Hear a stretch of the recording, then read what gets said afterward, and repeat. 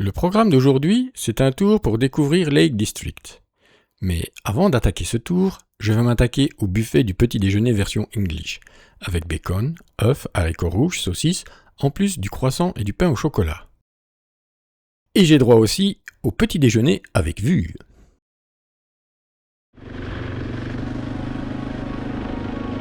La pluie est de nouveau de la partie. Le ciel est gris, les routes sont humides et étroites. Mais cela n'entache pas le bonheur d'être là. Le Royaume-Uni sans pluie, ce n'est pas le Royaume-Uni. Et j'ai toujours cette voix dans ma tête. Use the force, Luke.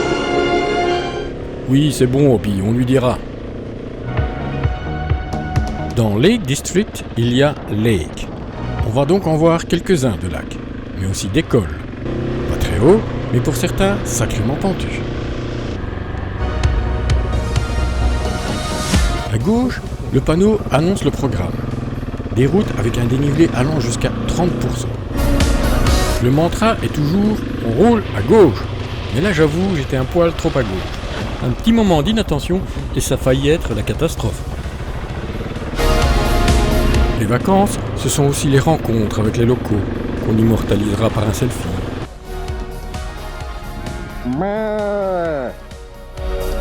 Brrr.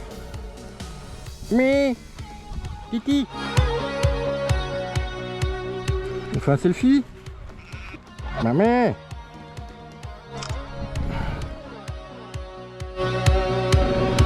Ici, on est dans le Wrynose Pass, un col ayant des pentes allant jusqu'à 25%. Il culmine à seulement 293 mètres d'altitude. S'il est aussi pentu, c'est parce que la route va quasiment en ligne droite. Donc, comme on ne peut pas l'allonger pour arriver en haut, eh bien, il faut l'incliner plus. C'est clairement QFD.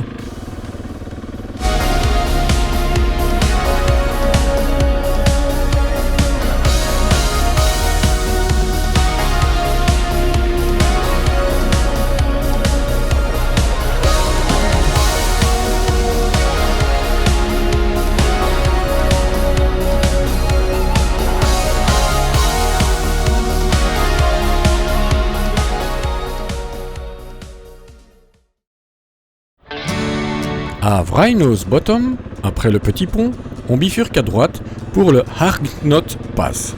C'est le col le plus pentu de Grande-Bretagne, 30%. Certains sites annoncent même jusqu'à 33%. Mais bon, que ça soit 30 ou 33%, je suis content de le faire à moto, et pas à pied ou à vélo.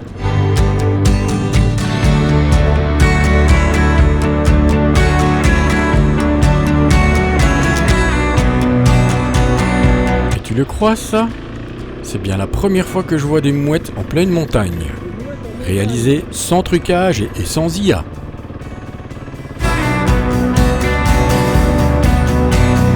Oh, un mouton multicolore. Il doit revenir de la Gay Pride sans doute.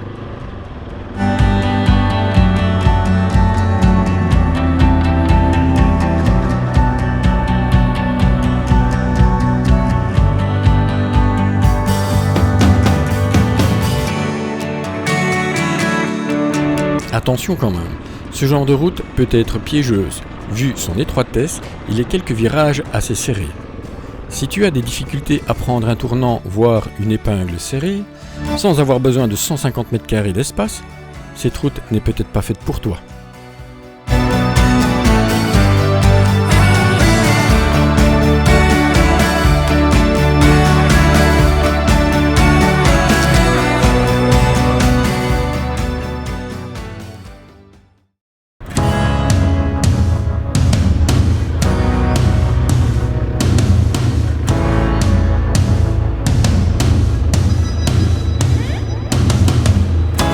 Après l'école, un lac, celui de Wastwater.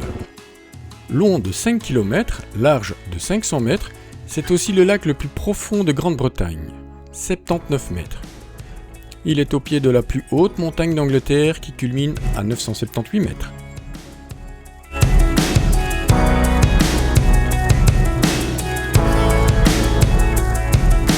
Au-dessus de chaque petite montée, on a toujours cet effet waouh qui nous en met plein les yeux et alimente la boîte à souvenirs.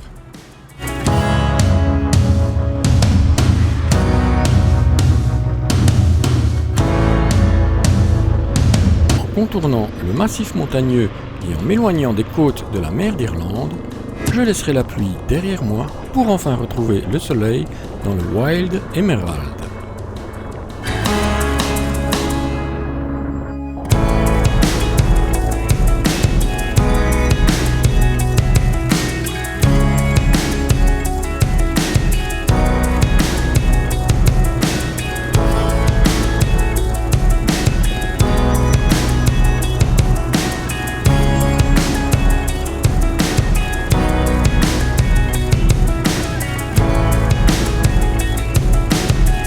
Keswick, on pourrait y voir Castlereagh, un bébé Stonehenge. On pourra imaginer comment ces cercles de pierre grandissent avant de devenir monuments mégalithiques.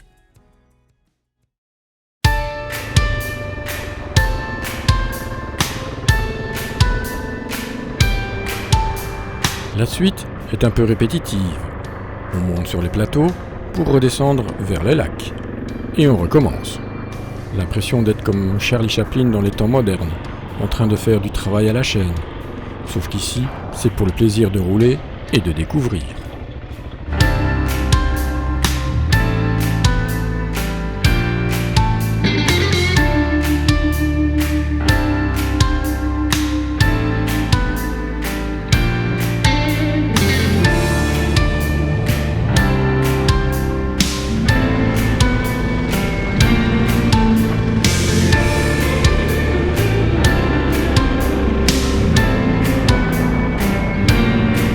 Allez, un dernier petit col, le Kirkstone Pass, un col un peu autoroutier en comparaison des autres de la journée. Mais il est aussi le point de départ de la route appelée The Struggle, ce qui veut dire la lutte en français. Les pentes les plus raides atteignent les 20%.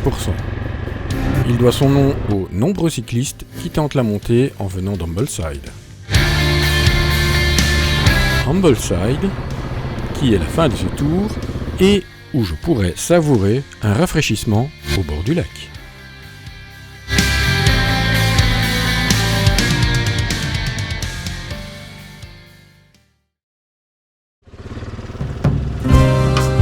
Non, je ne vais pas vous chanter It's Raining Again de Supertramp, parce que de 1, il pleut déjà, et pas qu'un peu, et de 2, je ne veux pas briser les vitres chez vous quand vous regarderez cette vidéo.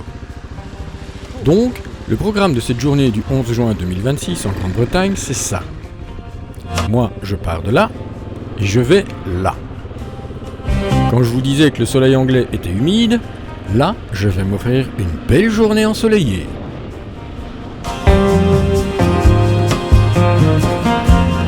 Il n'aura plu qu'une seule fois durant cette journée de moto, et ça a duré tout le temps que j'étais en selle. Pas une seconde de répit. Et pour la petite histoire, malgré cette pluie incessante, j'ai eu à 3 reprises une alerte incendie dans la région sur le GPS. Comme quoi, trop de soleil anglais, ça peut être aussi dangereux.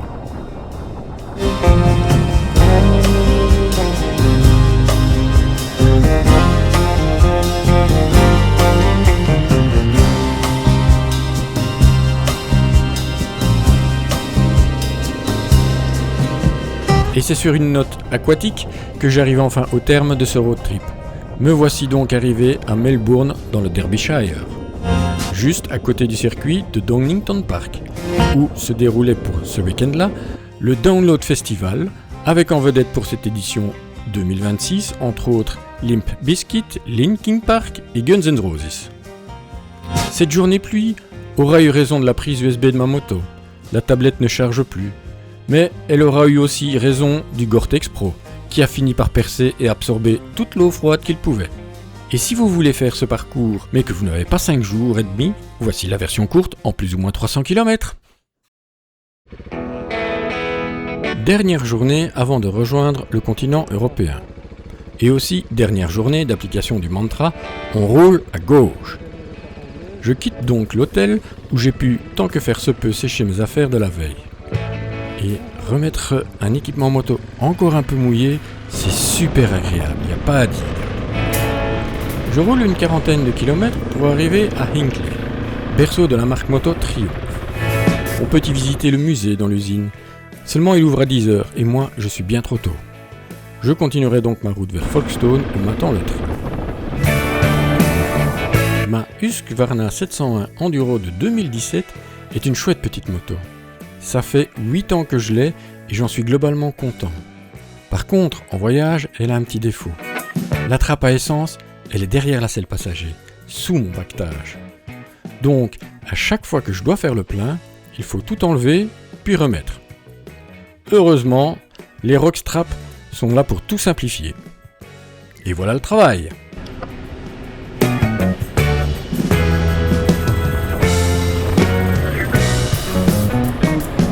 Pour traverser la Tamise, il n'y a pas d'autre choix que de prendre l'autoroute, car le seul pont dans le coin, c'est le Queen Elizabeth Bridge, gratuit pour les motos en plus. L'autoroute me permettra aussi d'être à temps pour prendre le train sous la Manche. En 35 minutes, je serai de retour à Calais sur le sol européen. Et cette fois, on roule à droite. Merci à vous d'avoir suivi ces 3 épisodes de cette aventure pseudo-intercontinentale. Les roadbooks sont disponibles sur le site Cap2Cap de Lolo Cochet. Je mets le lien en description. À bientôt sur les routes.